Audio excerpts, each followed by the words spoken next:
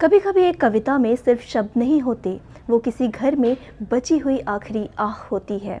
किसी बच्चे के टूटे हुए सपनों की चरमराहट और एक पूरे समाज की चुप्पी में दबी हुई चीख भी। हमारे सेगमेंट पुराने कागज़ में आइए सुनते हैं ऐसी ही एक कविता, बच्चे का गीत। काठ का घोड़ा लाने गए, पिता नहीं आए। सोने की चिड़ियाँ लाने गए, पिता नहीं आए। नीले सपने लाने गए, पिता नहीं आए। दादी की पुतली और बाबा के ढांढस, मेरे पिता अब तक नहीं आए। कत्थई गिलहरी लाने गए, पिता नहीं आए। माँ की फहराती साड़ी के सबुज रंग, मेरे पिता अब तक नहीं आए। हरा तोता बनकर गए, पिता नहीं आए। सपने का मृग लाने गए, पिता नहीं आए। पिता आए तो उनकी लाश आई, तृतीय श्रेणी के डब्बे में, शौचालय के पास की थोड़ी जगह में लिटाई हुई। यही वो पल है जहाँ कविता कविता नहीं रह जाती, हमारी सामूहिक नाकामी का दस्तावेज बन जाती है। इन शब्दों को कागज़ पर उकेरा है बद्री नारायण जी ने, जिनका जन्म 5 अक्टूबर 1965 को भोजपुर, बिहार में हुआ था।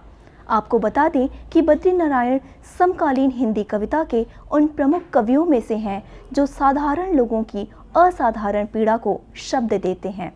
बद्री जी की कविताएं किसी बड़े शहर से नहीं, बल्कि गांव, कस्बे, मजदूर, बस्तियों और आम जन की टूटी बिखरी जिंदगियों में से जन्म लेती हैं। लंबे समय तक जाति विस्थापक श्रमिक वर्ग और सामाजिक संघर्षों पर काम करते रहे हैं।